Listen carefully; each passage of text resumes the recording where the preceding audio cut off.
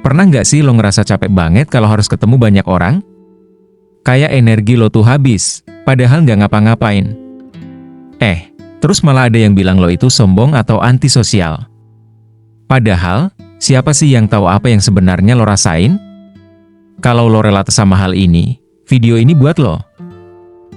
Hai, gue mau ngajak lo ngobrol soal kenapa lo mungkin ngerasa nggak nyaman berada di sekitar orang lain. Ini bukan berarti lo aneh, kok. Ada alasan psikologis dan emosional yang bikin lo lebih suka menyendiri atau pilih-pilih dalam bergaul. Yuk, kita bahas bareng-bareng. 1. Lo butuh waktu sendiri buat isi energi. Ada orang yang isi energi mereka dengan ngobrol sama orang lain. Tapi buat sebagian orang, terutama introvert, interaksi sosial itu bikin capek. Bukan berarti lo nggak suka orang lain, tapi lo cuma butuh waktu sendiri buat recharge. Kalau lo sering ngerasa gini, itu normal banget. Nah, waktu sendiri ini sebenarnya penting banget buat kesehatan mental lo. Dengan ngambil jeda dari interaksi sosial, lo bisa lebih fokus sama diri sendiri, apa yang lo rasain, dan apa yang lo butuhin. Ini kayak ngecas baterai HP, kalau dipaksa terus, lama-lama ya lewat juga, bro. Selama waktu sendiri, lo bisa ngelakuin hal-hal yang bikin lo rileks, kayak baca buku, dengerin musik, nulis jurnal, atau bahkan sekadar duduk diem sambil mikirin hal-hal random. Ini bukan cuma bikin lo lebih tenang, tapi juga ngebantu lo buat lebih ngerti apa yang sebenarnya lo mau dan tahu nggak sih? Dengan ngasih diri lo waktu buat sendiri, lo juga bisa lebih siap buat balik ke dunia sosial. Karena lo udah recharge, energi lo jadi lebih stabil, dan lo bisa lebih maksimal pas ngobrol atau kerja bareng orang lain. Jadi, jangan pernah ngerasa bersalah kalau lo butuh waktu sendiri, itu tanda kalau lo peduli sama kesehatan mental lo. 2. Lo lebih peka sama suasana di sekitar. Pernah nggak lo ngerasa gampang overwhelmed di tempat rame? Ini karena lo mungkin peka banget sama energi orang lain. Lo bisa nangkap emosi orang di sekitar lo, dan itu bikin lo gampang lelah. Lo jadi lebih nyaman kalau suasananya tenang dan gak terlalu banyak distraksi. Selain itu, kepekaan lo terhadap suasana di sekitar bikin lo lebih sering baca apa yang gak diucapin orang. Misalnya, lo bisa ngerasa kalau temen lo lagi sedih, walaupun dia gak ngomong apa-apa. Lo juga lebih jeli ngeliat hal-hal kecil, kayak perubahan nada suara atau ekspresi wajah seseorang, tapi sisi lainnya, kepekaan ini bisa jadi pedang bermata dua. Kadang, lo ngerasa capek sendiri karena ngerasain emosi yang bukan milik lo. Lo jadi overthinking atau malah kebawa stres karena energi negatif di sekitar lo, makanya, penting buat lo buat punya waktu, me time, atau tempat yang nyaman buat recharge energi. Karena peka sama suasana itu sebenarnya kekuatan, tapi lo juga harus tahu cara ngelindungin diri biar nggak terlalu kehabisan energi. 3. Lo trauma atau punya pengalaman buruk. Kadang, alasan kita nggak nyaman sama orang lain itu karena pengalaman masa lalu. Mungkin lo pernah disakiti, diabaikan, atau nggak dihargai. Jadi, tanpa sadar, lo bikin dinding biar nggak terluka lagi. Ini wajar, tapi penting juga buat perlahan-lahan belajar percaya lagi. Pelan-pelan belajar percaya lagi itu memang gak gampang, bro.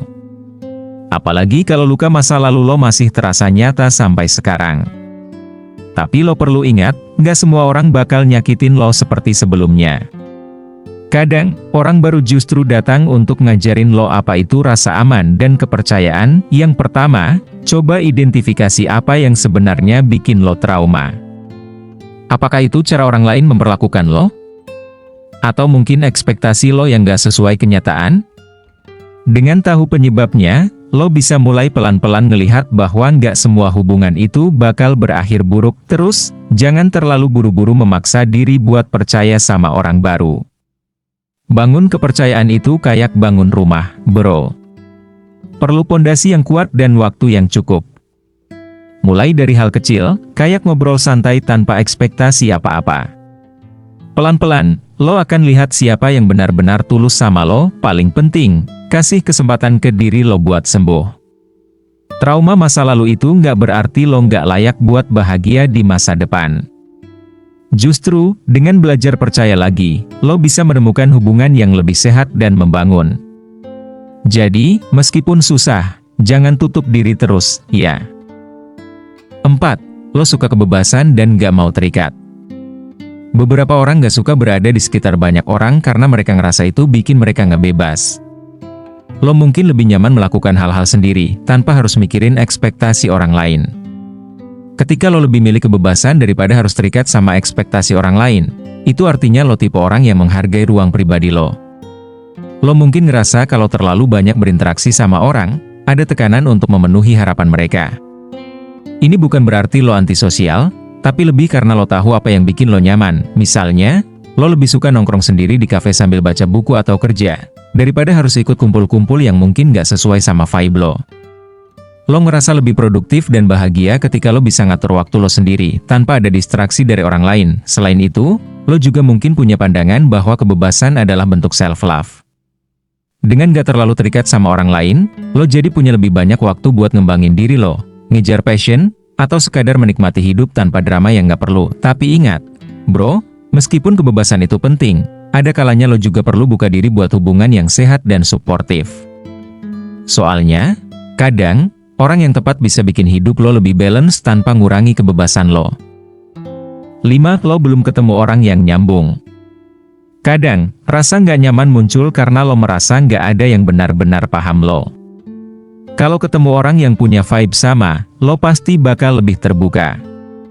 Jadi, ini bukan soal lo antisosial, tapi soal lo belum nemu lingkaran yang pas. Kalau lo belum ketemu orang yang benar-benar klik, wajar banget kalau lo merasa nggak nyaman atau bahkan ngerasa aneh di tengah obrolan.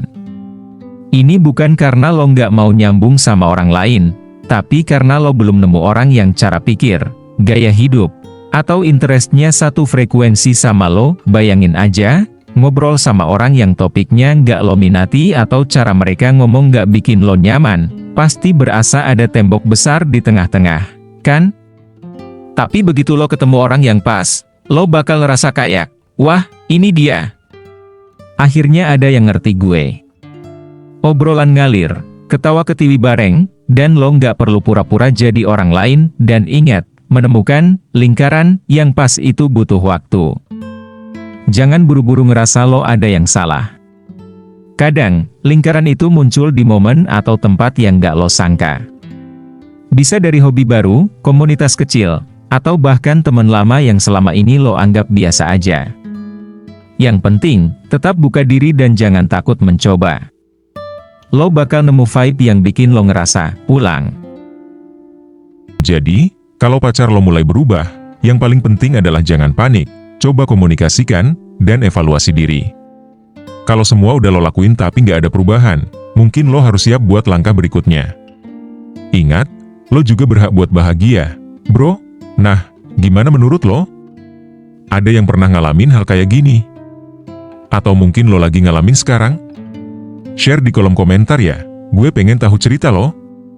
Jangan lupa buat like video ini, subscribe biar lo nggak ketinggalan konten lainnya, dan share ke teman-teman lo yang lagi butuh tips soal hubungan. Thanks for watching, sampai ketemu di video selanjutnya.